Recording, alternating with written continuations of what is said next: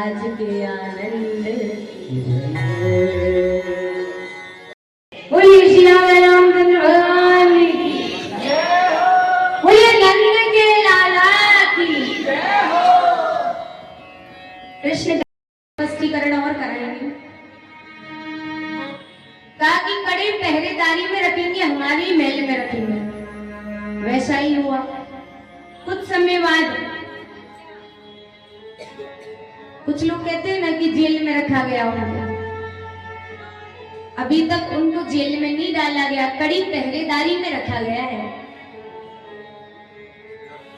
आगे चल के उनके पहला पुत्र हुआ, नाम था कीर्तिमान। बोलिए भक्तवत्सल भगवान। सैनिकों ने कंस को सूचना दी, महाराज पहले बालक ने जन्म ले लिया। कंस प्रसन्न हो रहा है, मामा बन गया। देखिए मैया ध्यान से सुनिएगा, यहाँ कंस प्रसन्न हो रहे, बालक को खिला रहे हैं, प्रेम कर रहे हैं, लाड़ प्रेम कर रहे हैं। कह रहे कि मुझे तो 8 में से मतलब है, पहले से क्या मतलब। इतनी देर में नारद मुनि आ गए। नारायण नारद मुनि का काम बुरे नहीं है मैया, आप भी, हम कह रहे थे और आप भी पीछे से सही है, आग लगाने का ही है। भगवान के अवतार ऐसे मत कहो कि रुष्ट हो गए तो दिक्कतें हो जाएंगी। बोलिए नारद भगवान।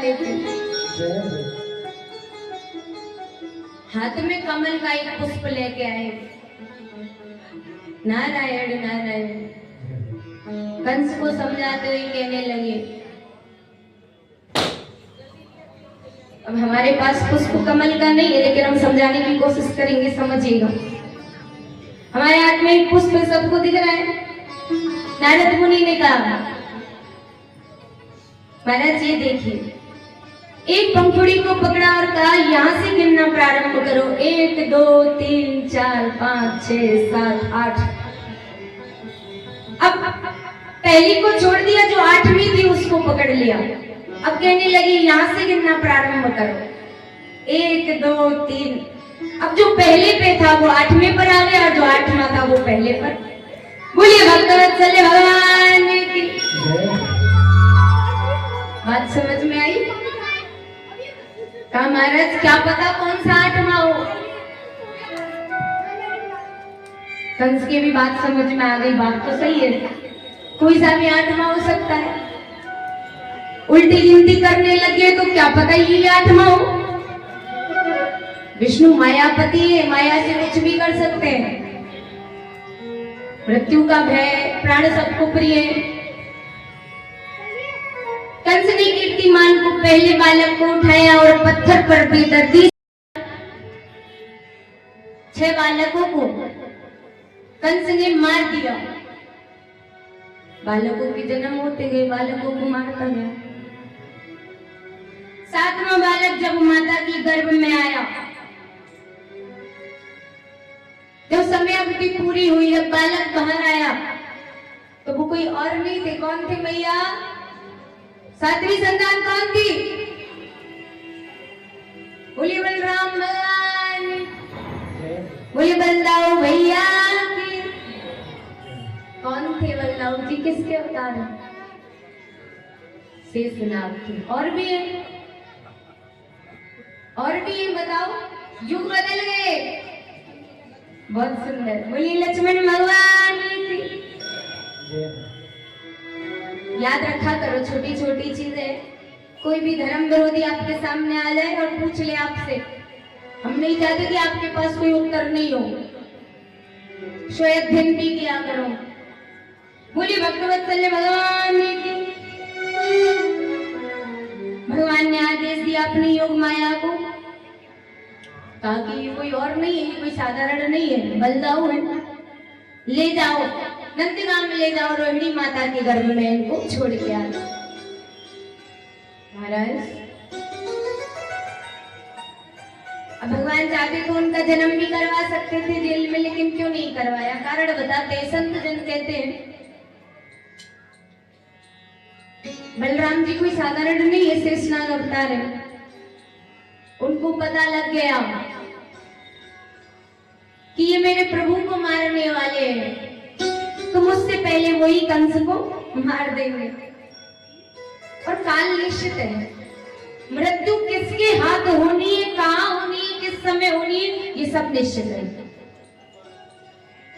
तो मृत्यु तो मेरे हाथों में, बल्ला भैया मार देंगे। इसलिए उनको योग माया से नंद भवन में पहुंचा दिया। बलदाव जी का जन्म हुआ, बधाइयां करने लगी। बोलिए बलदाव भगवान की।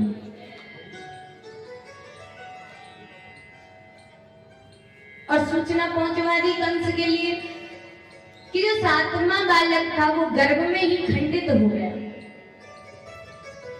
अब कंस और भी भयभीत हो गया। नारद मुनि ने कहा जो सही बात है, अब जो गर्भ में नष्ट हो गया उसको गिना जाएगा या नहीं गिना जाएगा? अब और भी भय सताने लगा। आगे जो संतान आएगी वो 7वीं की होगी या 8वीं की होगी? अब भ्रम ही भ्रम, भय ही भय चारों तरफ। कुछ समय बाद द्वापर युग चल रहा था मैया। कितने युग हैं? परीक्षा चल रही है आपकी, बढ़िया कथा तो चल ही रही है। 4 युग है क्रमशः, सतयुग, त्रेता, द्वापर, सतयुग। हाँ, सतयुग तुरंत बोला है। हाँ सही है। कलयुग हम गलत इसलिए बोलते हैं कि हम भी देखते कितना ध्यान है इनका। अब कौन सा युग चल रहा है? भगवान आए द्वापर युग। द्वापर युग चल रहा था। कृष्ण पक्ष की अष्टमी तिथि आई। माता देवकी को लगा कि भगवान आने वाले हैं। आश्चर्य देखिए मैया, जेल में पुष्प ही पुष्प, अंदर पुष्प ही पुष्प बिछ रहे हैं चारों ओर। बोले कड़ी पहरेदारी में, बेड़ियां हाथों में, पैरों में। फूलों से स्वागत किसने किया? जहां भगवान होंगे वहां फूल तो अपने आप ही।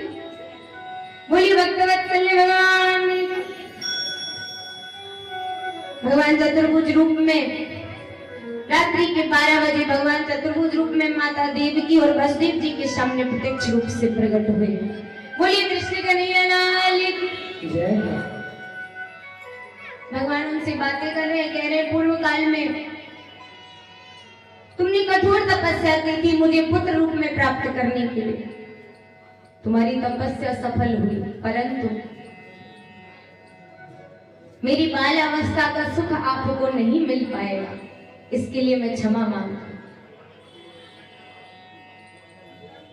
जन्म होगा लेकिन दुर्भाग्य से मैं आपको सब कुछ भुला दूंगा। कुछ वर्षों बाद ही आपको पता लगेगा कि पुत्र का सुख क्या होता है। बोलिए नंद के लाला। भगवान ने कहा जो भी हमारी आपस में बात हुई है इसको हम अपनी योग माया से भुला देंगे।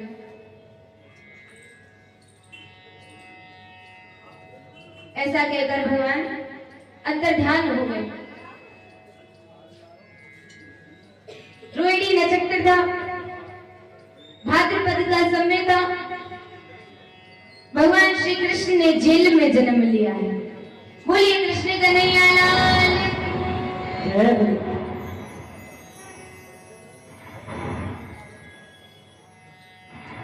का जन्म हो गया। अरे भैया कैसी विचित्र बात है, कोई स्वागत ही नहीं कर रहा। बोलिए भगवान की। रुकिए जरा, रुकिए, ठहरिए। अभी भगवान ने जन्म लिया है,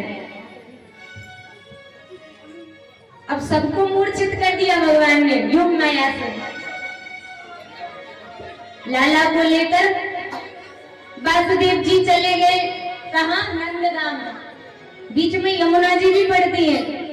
यमुना किनारे एक टोकरी रखी हुई थी, टोकरी में भगवान को विराजमान किया। यमुना में होंगे भगवान लेके जा रहे नंदगांव। यमुना जी ने भी उनके चरण स्पर्श किए, शेषनाग ने उनकी रक्षा करी, सभी देवों ने उनका भव्य स्वागत किया। हम भी आपसे प्रार्थना करते हैं कि भगवान आ रहे हैं, स्वागत कीजिएगा। नंदगांव ले ब्रह्म मुहूर्त था भैया, सुबह का समय था। नंद भवन में लाला के रोने की आवाज आ रही है। नंद बाबा को सूचना पहुंचवाई, अरे बाबा लाला भयो, लाला बधाई हो।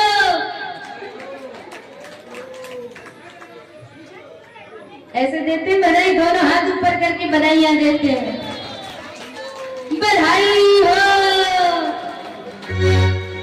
भादों की रात कारी झुके रे अंधे, भादों की रात कारी झुके रे अंधिया भयो, अजब समार जाओ मेरी किनार भयो, अजब समार जाओ मेरी किनार झुके रे अंधिया।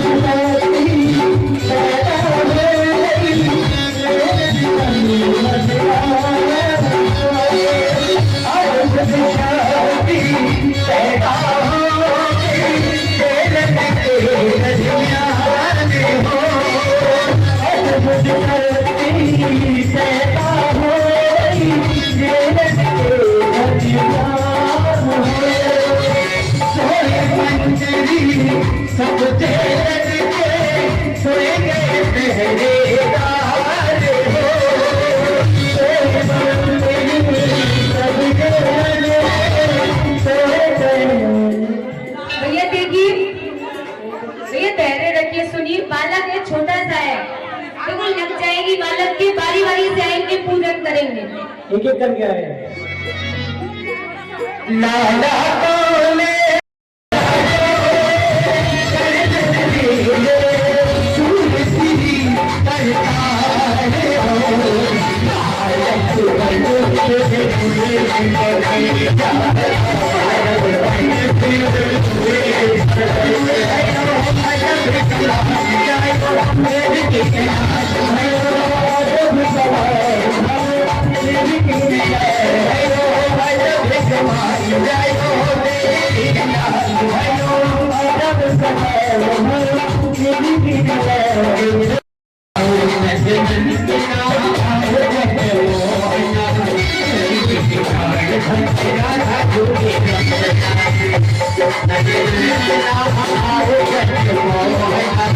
Thank you.